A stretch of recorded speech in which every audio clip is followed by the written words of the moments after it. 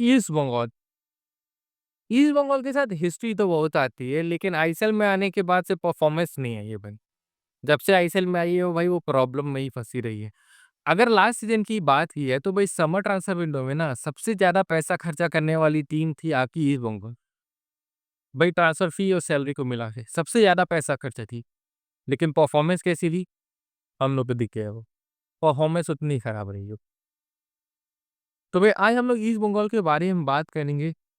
बात करेंगे कि भाई ईस्ट बंगाल की प्रॉब्लम्स कहाँ है, कहाँ इम्प्रूवमेंट की ज़रूरत है। साथ ही साथ ईस्ट बंगाल से रिलेटेड जितने भी ट्रांसफ़र अपडेट्स आए हैं, उन सभी के बारे में बात करेंगे। तो वीडियो शुरू करने से पहले अगर वीडियो आपको पसंद आए तो इसे लाइक ज़रूर करिएगा और चैनल को सब्सक्राइब करना ना भूलें। सबसे पहले ईस्ट बंगाल के फॉरेन स्क्वाड के बारे में बात करिए तो देखिए डायमंड कॉस को छोड़ के मुझे नहीं लगता है कि किसी को रखना चाहिए। मदी तलाल का भी सुनने में आ रहा है कि शायद जनवरी लग जाए उनको वापसी करने में। तो भाई यहाँ पे मेरे ख्याल से फ्रेश स्क्वाड की ज़रूरत है। डायमंड कॉस को भी निकाल देना चाहिए, लेकिन हम लोग को पता है कि डायमंड कॉस के पीछे कितना ज़्यादा पैसा है, इसीलिए रिस्क नहीं लेना चाहिए इस बंगाल को। मेसी बॉली एक अच्छी परफॉर्मेंस दी है कुछ हद तक, लेकिन मुझे लगता है ना कि उनके रहने से ना थोड़ा-सा प्रॉब्लम आ जाएगा यहाँ पे। क्योंकि देखिए मेसी बॉली आपके विंग पे खेलते नहीं है और 4-4-2 ना ऑस्कर की प्रेफर्ड फॉर्मेशन नहीं है। ऑस्कर ना 4-2-3-1 या 4-3-3 खेले हैं वसुंधरा किंग्स में, जितना मैं देखा हूँ भाई। वो तो सिचुएशन ऐसी बन गई कि उनको 4-4-2 में शिफ्ट होके और डायरेक्ट फुटबॉल खेलना पड़ जा रहा है। वो काउंटर अटैकिंग गेम ही खेलते हैं, लेकिन 4-3-3 या 4-2-3-1 में खेलते हैं भाई। तो इसीलिए मुझे नहीं लगता है कि मेसी बॉली को रिटेन करना चाहिए, क्योंकि दोनों सेंटर फॉरवर्ड पोजीशन के प्लेयर रहेंगे। उसके अलावा से आपके पास डेविड भी है, तो कुछ फ़ायदा नहीं है यहाँ पे। उसके अलावा कुछ और फॉरवर्ड्स का भी रूमर्स आ रहा है आपका, तो इसीलिए मुझे नहीं लगता है कि उनको रिटेन करना चाहिए। इसके अलावा लालचुन लुंगा का भाई आपका आ रहा है अपडेट कि उनको रिलीज़ किया जाएगा। अब देखिए लालचुन नुंगा ना मुझे लगता है कि लेफ्ट बैक के बजाय ना राइट बैक खिलाया गया था उनको, तो इतने ज़्यादा आपको रेड कार्ड देखने को नहीं मिलते। क्योंकि वो राइट फुटेड प्लेयर है भाई और वो राइट बैक पे खेले हैं, उनको वहाँ पे ज़्यादा प्रॉब्लम नहीं होती।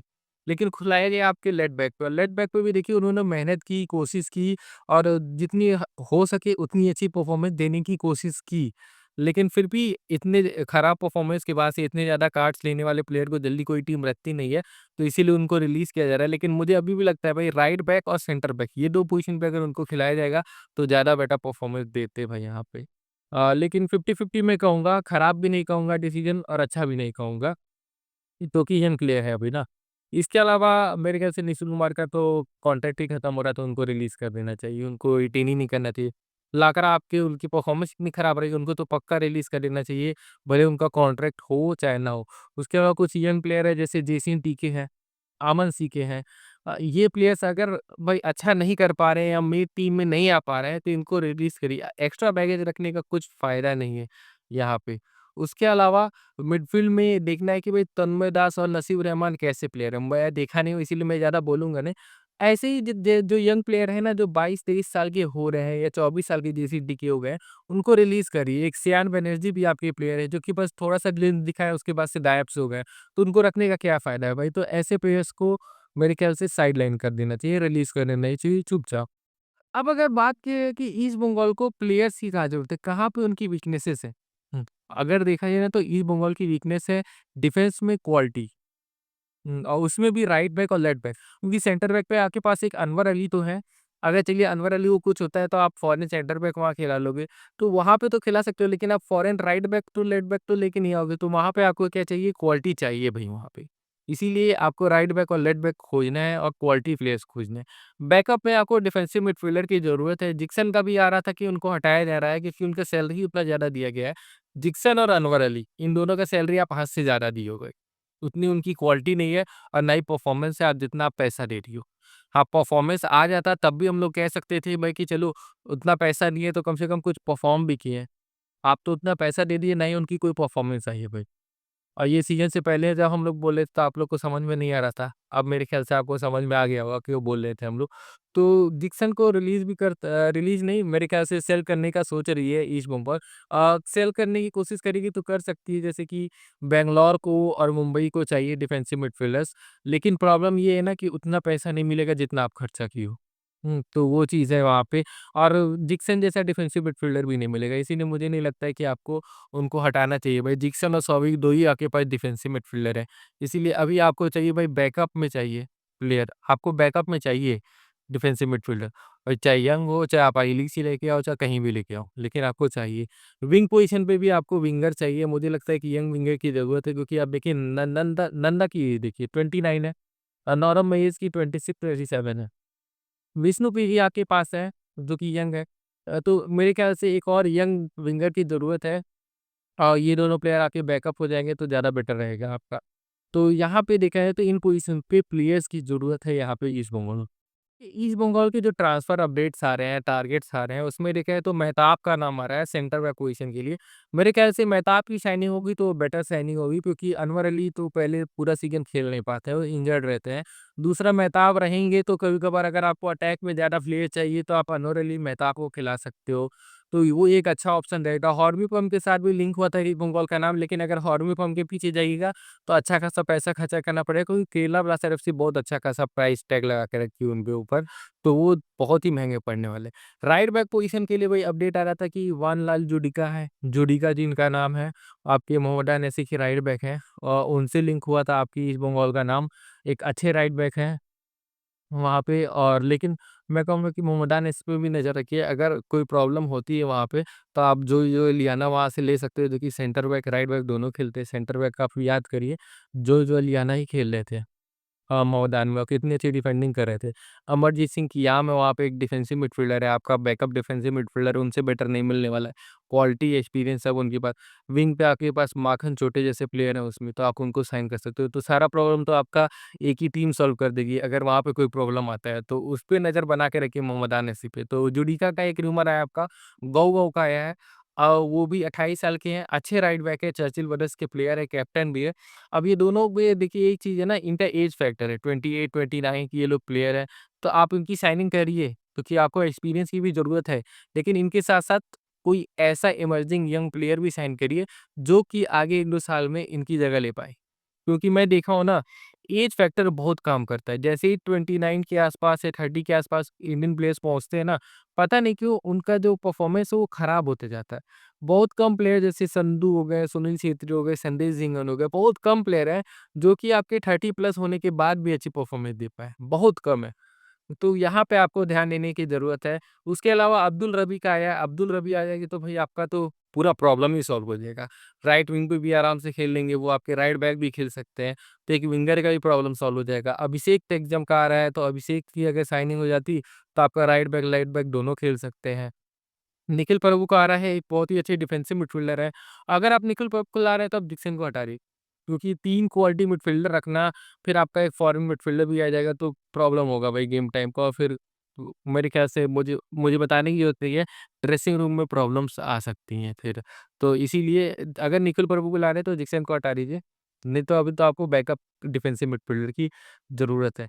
इसके अलावा हम लोग बात किया है भाई कि एक और रूमर आ रहा है आपका विपिन सिंह का। अब विपिन सिंह का अगर देखिए साइनिंग करी ईस्ट बंगाल ना, मैं कहूँगा फिर से गलती करी। हो सकता है मैं गलत साबित हूँ और विपिन सिंह अच्छी परफॉर्मेंस दे दें, लेकिन अभी के लिए तो मैं कहूँगा कि गलत साइनिंग कर रही है फिर से, जैसे सिल्वा के लिए और हेक्टर के लिए बोला था।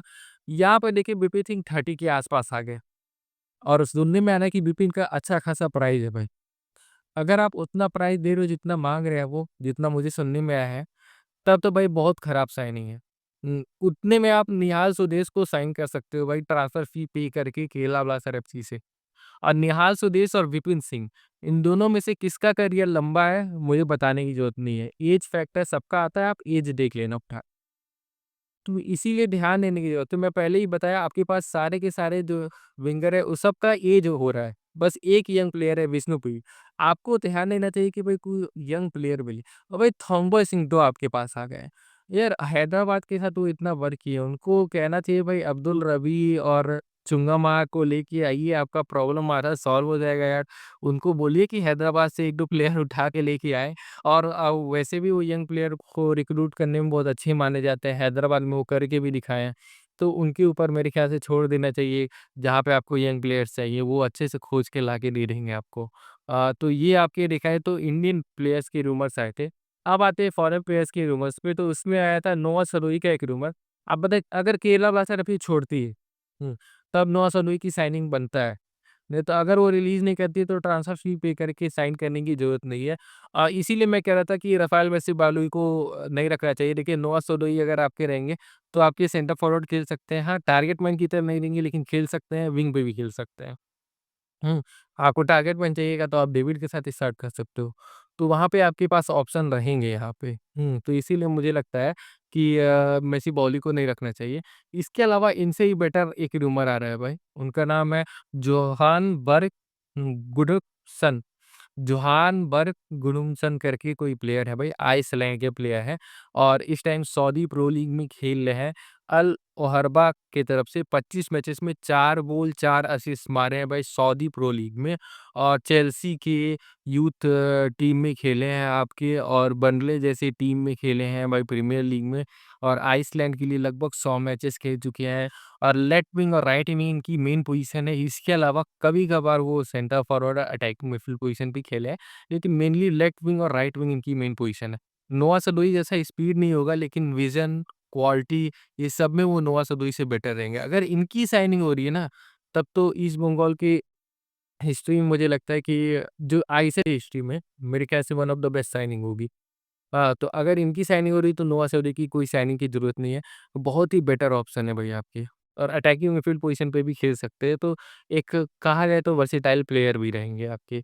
तो ये साइनिंग मेरे ख़्याल से बहुत ही बेटर होगी आपके ईस्ट बंगाल। एक और फॉरेन प्लेयर का भाई रूमर है आपका और वो है पराग्वे के प्लेयर हैं भाई आपके पराग्वे के प्लेयर हैं। वो साउथ अमेरिका की एक कंट्री है। वहाँ के प्लेयर हैं, राइट विंग और लेफ्ट विंग इनकी मेन पोज़ीशन है। राइट विंग इनकी मेन पोज़ीशन है भाई, एक तरीके से आप कह सकते हो विंगर है। और उनका रूमर आ रहा है हेक्टर विलाल्बा करके एक प्लेयर है।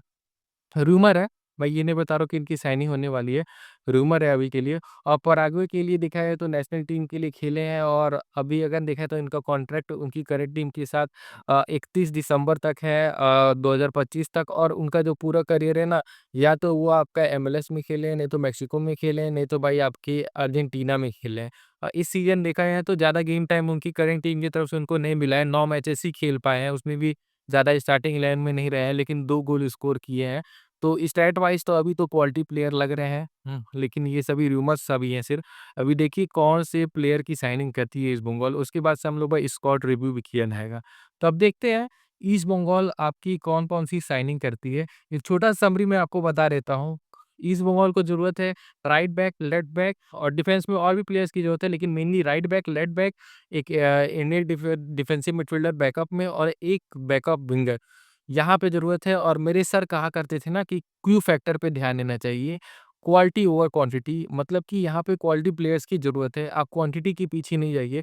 मैं एज़ एग्ज़ाम्पल आपको बता देता हूँ जैसे कि आप देखिए फुल बैक में निशु कुमार, प्रभात लाकरा, मोहम्मद राकिब, लालचु मनुंगा और उसके बाद सौविक भी आपके खेल सकते हैं राइट बैक पोज़ीशन पे और मार्क जसन भुइया लेग पे। कितने फुल बैक पोज़ीशन आप साइन किए हो लेकिन क्वालिटी देखने को मिली? नहीं ना। आप प्रॉब्लम में फँसे हो। इसीलिए मैं बार-बार कह रहा हूँ क्वालिटी के पीछे जाइए। हो सकता है आपको इस 1-2 सीज़न और लग जाए, 2 से 1-2 सीज़न और लग जाए टीम बिल्डिंग में, लेकिन भाई आपकी टीम बहुत अच्छी बनेगी। तो क्वालिटी के पीछे जाना चाहिए मेरे ख्याल से ईस्ट बंगाल को और फॉरेन प्लेयर्स में देखना चाहिए कि कौन से प्लेयर्स लाते हैं। तो आपके भाई क्या सजेशंस हैं? क्या अपडेट्स हैं? हम लोग को कमेंट करके ज़रूर बताइएगा और अगर ये वीडियो आपको पसंद आया हो तो इसे लाइक ज़रूर करिएगा और चैनल को सब्सक्राइब करना ना भूलें।